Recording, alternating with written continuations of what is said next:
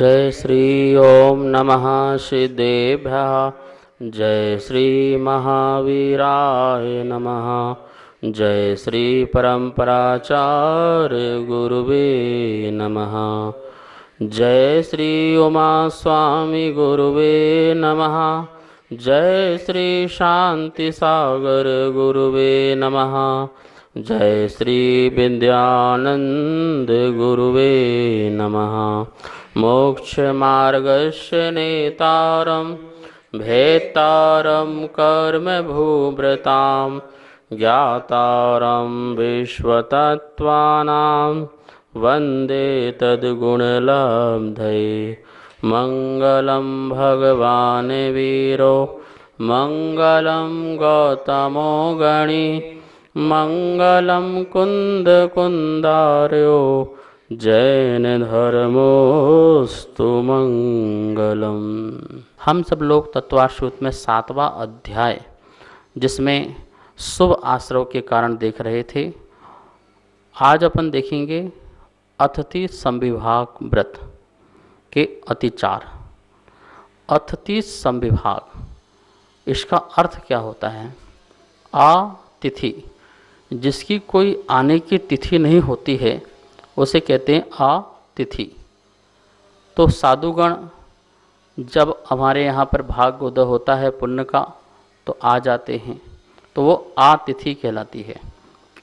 और संविभाग का मतलब होता है हम अपने धन का ऐसा विभाग भी बना के रखते हैं जो अतिथि के काम आता है।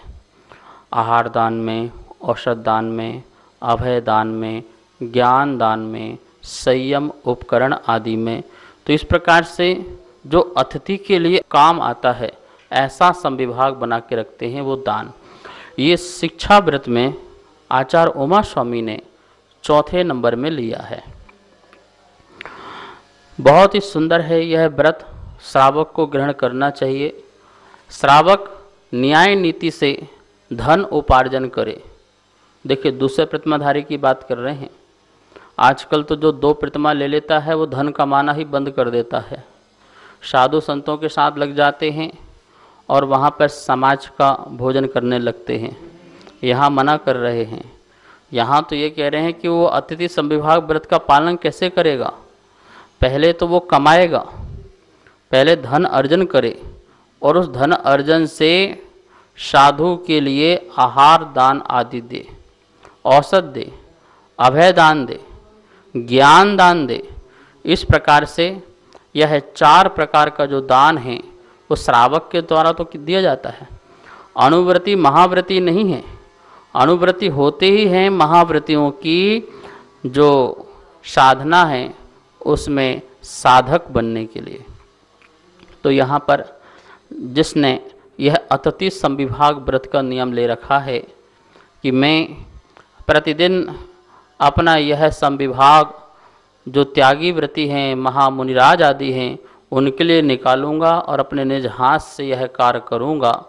उनके जीवन में भी कभी कभी अतिचार लग जाते हैं, दोष लग जाते हैं। और वो भी दोष लगते किस लिए हैं? प्रमाद से लगेंगे, ठीक है, राग से लगेंगे। तो ऐसे कौन कौन से दोष लग जाते हैं उनकी चर्चा आज सूत्र नंबर 36 में चलेगी। आइए पहले बोर्ड के माध्यम से यह 36वां नंबर जो सूत्र है उसका उच्चारण करते हैं और फिर इसके अर्थ को भी समझते हैं। 7वां अध्याय, सूत्र नंबर 36वां। सचित्त निक्षेपापिधान। निक्षेपापिधान पर व्यपदेश, पर व्यपदेश मात्सर्य, मात्सर्य कलातिक्रमः। बहुत सुंदर उच्चारण है और इसमें 5 बातें निकलेंगी। सचित्त निक्षेप पहला अतिचार है। फिर सचित को अपिधान के साथ भी लगा लेंगे, यहाँ संधि होगी अपिधान। सचित्त अपिधान ये दूसरा अतिचार है। तीसरा पर व्यपदेश, पर व्यपदेश ये तीसरा अतिचार है। मात्सर्य ये चौथा अतिचार है। कलातिक्रमः, कलातिक्रमः ये पांचवा अतिचार है। इस प्रकार से इस सूत्र में 5 अतिचार बताए। अब इसका थोड़ा संधि विच्छेद किस प्रकार से है तो इसको भी बोर्ड के माध्यम से पहले देखते हैं। देखिए यहाँ पर सचित्त, निक्षेप, अपिधान, पर व्यपदेश, मात्सर्य, काल, अतिक्रमः। ठीक है, समझ में आया ना। सचित्त निक्षेप पहला हो गया, और इस सचित्त को इसके साथ भी लगाएंगे तो सचित्त अपिधान पहला है, निक्षेप, सचित्त निक्षेप, सचित्त अपिधान। फिर तीसरा है पर व्यपदेश, चौथा है मात्सर्य, और पांचवा है काल अतिक्रमः। इस प्रकार से इस सूत्र में 5 अतिचारों की चर्चा की गई है।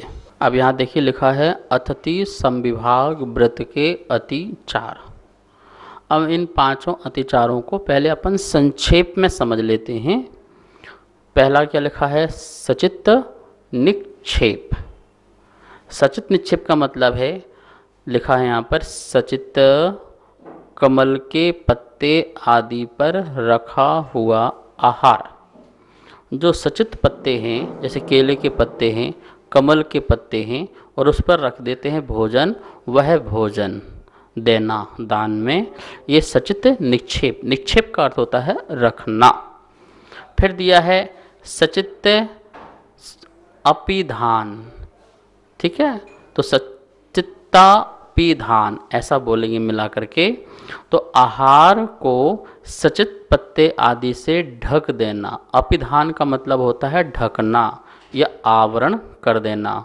ठीक है, तो उसको केले के पत्ते से भोजन को ढाक देना या सचित्त पत्तों से भोजन को ढाक देना, तो ये दूसरा नंबर का अतिचार है। तीसरा लिखा हुआ है स्वयं दान ना दे करके दूसरे से दिलवाना और दूसरे का द्रव्य स्वयं उठा करके दे देना, ये पर व्यपदेश है। ये तीसरा नंबर का अतिचार है। चौथे नंबर का अतिचार है मात्सर्य, आदर पूर्वक ना देना एवं अन्य दाताओं से ईर्षा करना, ये चौथा नंबर का अतिचार है। पांचवा है कालातिक्रम, मुनियों को अयोग्य काल में भोजन कराना, आहार कराना, ये कालातिक्रम है। इस प्रकार से यहाँ पर अपन ने संक्षेप में 5 अतिचारों की यहाँ पर चर्चा की। अब आइए थोड़ा सा इनके बारे में विस्तार से समझते हैं। इन 5 अतिचारों की चर्चा राजवार्तिक में, शर्वार सिद्धि में और श्लोक वार्तिक में और आदि अनेक ग्रंथों में भी पाई जाती है। यहाँ पर सबसे पहला अतिचार है सचित्त निक्षेप।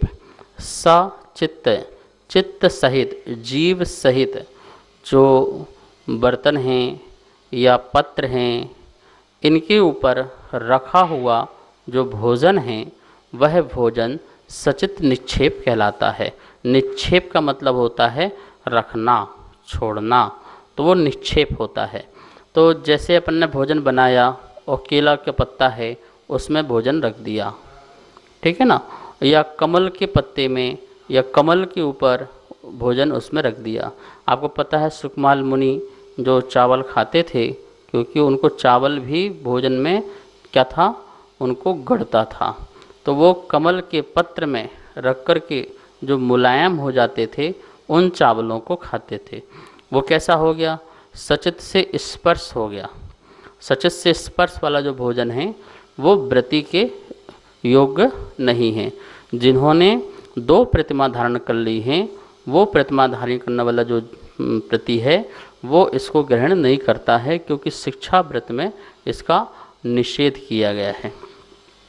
तो अतिथि संविभाग जो देने वाला जो दातार है वो जल्दबाजी में, प्रमाद में, आलस्य में, बर्तन आदि के अभाव में उसने पत्ते के ऊपर ही भोजन रख दिया और वही भोजन जो है मुनिराज को चला दे, तो वो कहते हैं ये भोजन जो है सचित वाला भोजन हो गया। मुनिराज का त्याग है, वृत्ति का भी त्याग है, लेकिन उसने भूलवश, अज्ञानवश, प्रमादवश या जल्दबाजी में यह कार्य कर दिया। तो आचार्य मुनि कहते हैं कभी कदाचित इस प्रकार से हो जाता है वृत्ति के द्वारा, तो वो उसे हम अतिचार की कोटि में गिनते हैं, दोष की कोटि में गिनते हैं, उसका प्रायश्चित भी लेना चाहिए। और ये काम यदि हमेशा करने लग जाएं तो वो अतिचार में नहीं, वो फिर वो अनाचार हो जाएगा। तो सचित निक्षेप पहला अतिचार है। दूसरा अतिचार आचार्यवन बता रहे हैं सचित अपिधान। अपिधान का मतलब होता है ढकना, अपिधान का मतलब होता है आवरण। अब भोजन सचित में रखा तो नहीं, पर सचित से ढक दिया। जैसे आपका चावल पक गया और उसको आपने कमल का पत्ता या फिर नारियल के बड़े बड़े पत्ते होते हैं उससे आपने उसको ढक दिया। अब ढकने के बाद उसकी जो भाप होगी, भाप पत्ते से टकराएगी, फिर उसमें चावल आदि में गिरेगी। तो इस प्रकार से उसमें जीव हिंसा आदि होगी और उसको क्या करना, मुनिराज को वो वाला भोजन दे देना। तो ये कहलाएगा सचित्तापिधान नाम का दूसरा अतिचार। दोनों में क्या अंतर है? सचित निक्षेप और सचित अपिधान में क्या अंतर है? तो दोनों में यही अंतर है, एक में रखा जा रहा है सचित पदार्थ में और एक में सचित पदार्थ को ऊपर से भोजन आहार आदि में ढाका जा रहा है। बस इतना ही दोनों में क्या है, अंतर है। अब जो तीसरा अतिचार आचार्य ने यहाँ पर बताया है, मात्सर्य नाम का अतिचार बताया है। मात्सर्य का मतलब होता है कि ईर्षा भाव, दातार दूसरे दातार से क्या रखता हो, ईर्षा भाव रखता हो, ये मात्सर्य भाव है। अतिथि को आहार देते समय आदर भाव के बिना देना भी, ये भी मात्सर्य भाव में आचार्य भवन ने अकलंक देव ने गिना है कि यदि आपका जो अतिथि हैं और उनके प्रति आपका आदर भाव नहीं है, आदर भाव नहीं है मतलब बिना आदर से दे रहे हैं, जैसे महाराज जी को समझ ही नहीं रहे हो, घर के फैमिली मेंबर जैसे समझ रहे हो, ये तो हमारे महाराज जी हैं, इन्हें तो कुछ भी खिला दो, कुछ भी बोल दो, कुछ भी कर दो। नहीं भैया, अरहंत का स्वरूप है वो। महाराज जी, मुनिराज जी आपसे वात्सल भाव, साधर्मी भाव रखते हैं, वो बात अलग है, लेकिन वो किसके स्वरूप में हैं? वीतराग स्वरूप में हैं। उनकी वीतराग स्वरूप का जो भाव है वह भाव आपके अंदर बना रहना चाहिए। उनकी सरलता का कभी भी फायदा नहीं उठाना चाहिए, और सरलता का फायदा उठा करके उनका अनादर, उनकी गोदी में बैठ जाना, उनके पैर में मस्तक रख लेना, उनकी चौकी में जाके बैठ जाना, उनके बिना पूछे बोल देना, कुछ कह देना, कर देना, ये सब क्या है? ये अनादर का परिणाम है। आहार आदि में देखा जाता है जो संगस्थ ब्रह्मचारी हैं, ब्रह्मचारी गण हैं, अथवा कोई श्रावक हैं संगस्थ में, अथवा जो बहुत जुड़ गए हैं घनिष्ठ, वो इस प्रकार से महाराज से व्यवहार करने लगते हैं जैसे घर संबंधी व्यवहार हो। ऐसा नहीं होता है।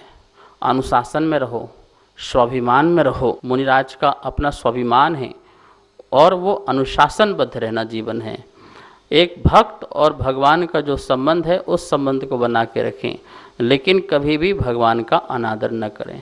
पंच परमेष्टि पांचों ही गुरु हैं, पांचों ही भगवान हैं और वो आपको भगवान के स्वरूप हैं। कितनी सुंदर बात कह रहे हैं कि अतिथि संविभाग करने वाला जो व्रती है वो मुनिराजों को आहार दान दे तो मात्सर्य भाव से न दे, पहली बात तो। दूसरी बात, अनादर भाव से किसी प्रकार से उनको आहार आदि ना दे। अन्य ग्रंथों में लिखा है दाता के दान और गुणों के विषय में सहनशीलता का नहीं होना ये मत्सर्य कहलाता है। जो दाता के गुण होते हैं और दान देने की जो विधि होती है उस प्रकार की विधि को ना जानते हुए भी हम अपने अनुसार जो दान देने लगते हैं और जो मत्सर भाव रखने लगते हैं, से अन्नदाता से हमारी कंपटीशन होने लगता है। कैसा कंपटीशन होता है भाई? आपके यहाँ पर आहार हुआ, आपने क्या क्या बनाया, और आपके यहाँ हार हुआ तो आपने उससे ज़्यादा बनाने की कोशिश की। क्यों? दिखाने के लिए, देखो आपने इतना बनाया और हम इतना सारा बनाया, तुम्हारे यहाँ ये नहीं था, हमने ये भी बनाया। तो ये क्या है? मत्सर भाव है। ये आहार दान का चौका नहीं है, ये तो क्या है, आप अपना अभिमान पूरा कर रहे हैं। अभिमान के लिए चौका नहीं लगाया जाता है, कर्मों की निर्जरा करने के लिए चौका लगाया जाता है।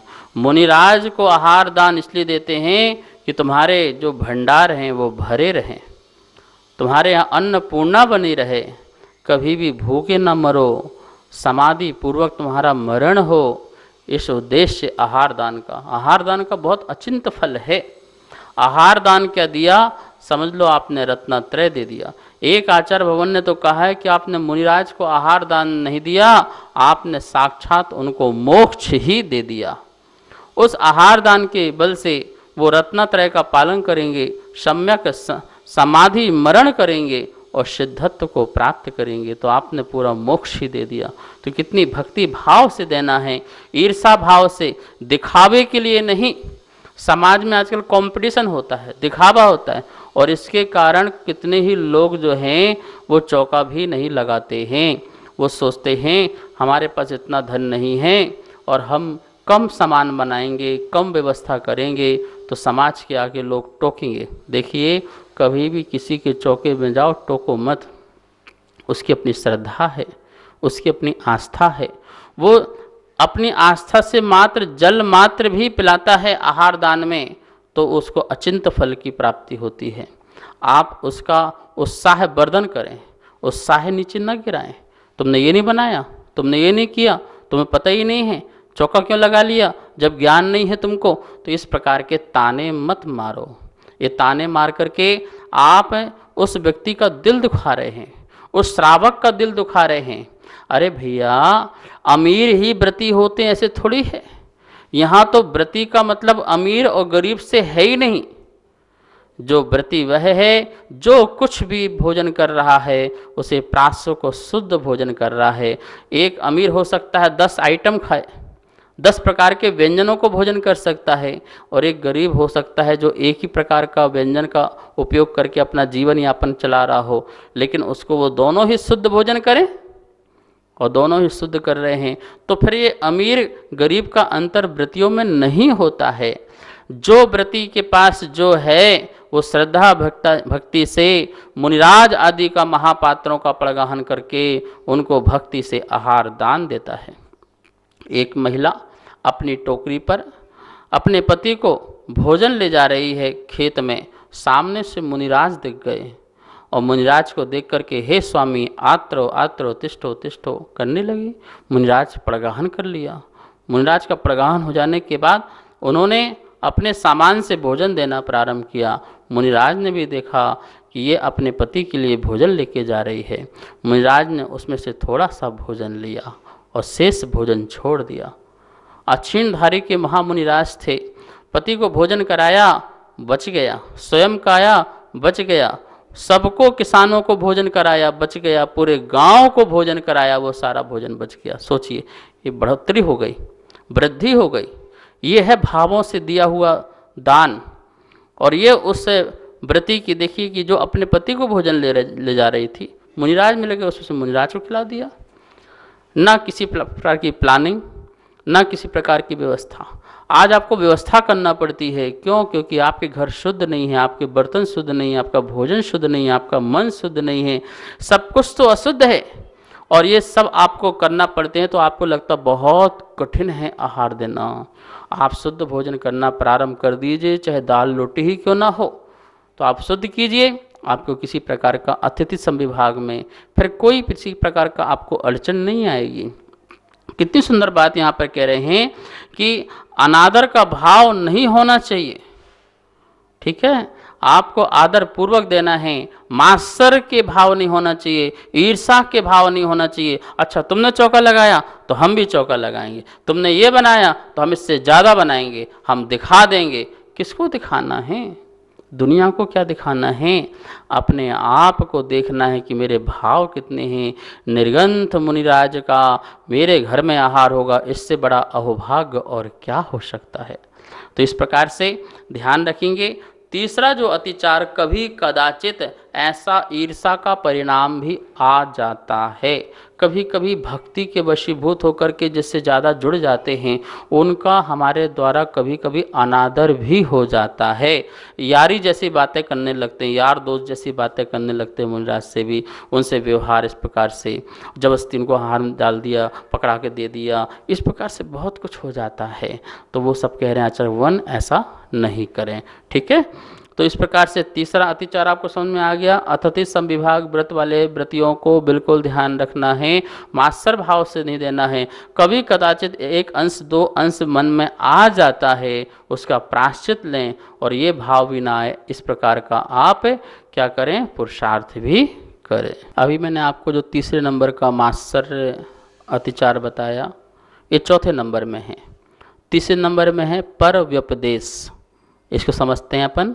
तो पर व्यपदेश मतलब है पर व्यपदेश, स्वयं दान नहीं देना, दूसरों से दान दिलवाना, ये है पर व्यपदेश।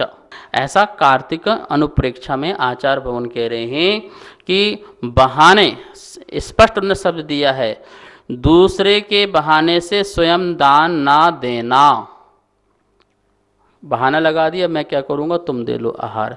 तो इस प्रकार का बहुत लोग ऐसे करते हैं कि साधु आ गए और भाई मैं तो लगा नहीं पाऊँगा, तुम लगा लेना, तुम दे लेना, मैं बहुत दिया, मैंने तो जीवन निकल के देती। अब अरे भैया वो तो अपना काम करेगा, आपके यहाँ साधु आए हैं, आपको जो है प्रगाहन आपको करना है, आपको अपना चौका आपको तैयार है, आप तो शुद्ध भोजन करते हो ना। अतिथि संविभाग व्रत वाला तो स्वयं शुद्ध भोजन करता है, तो उसको तो प्रेक्षा करना चाहिए, अपने घर के सामने खड़े होकर के मुनिराज का इंतजार करना चाहिए। जब तक कोई त्यागी व्रती आहार न हो जाए मेरे निज हाथ से, तब तक मैं भोजन ग्रहण न करूं। ये अतिथि संविभाग व्रत कहलाता है और इसे अपने निज हाथ से किया जाता है। आजकल बहुत सारे सेठ लोग क्या करते हैं, चौका लगवा देते हैं साधुओं के यहाँ पर, एक चौका मेरा चलने दो, साल साल भर चौका चल रहा है उनका, ठीक है ना।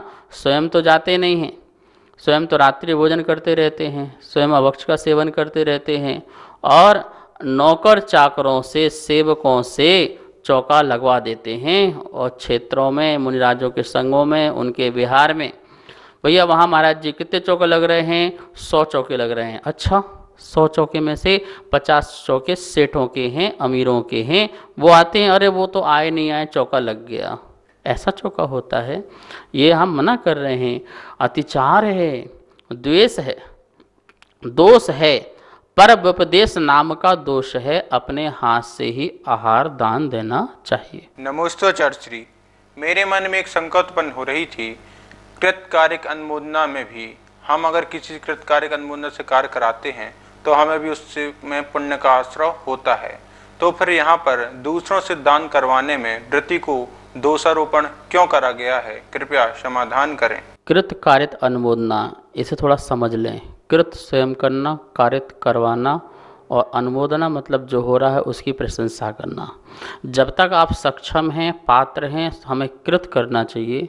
जब हम सक्षम ना हो, हम उठ ना पाएँ, बैठ ना पाएँ, हमारा शरीर अति वृद्ध हो जाए, अति रोगी हो जाए, हम पात्र न रह जाएं, लेटे हुए हैं, पड़े हुए हैं, तो अपने बच्चों से, अपने आश्रयवान लोगों से प्रेरणा देना चाहिए कि जाओ आप चौकी लगाओ, आप आहार दान दो। उस समय उन्हें कारित करना चाहिए।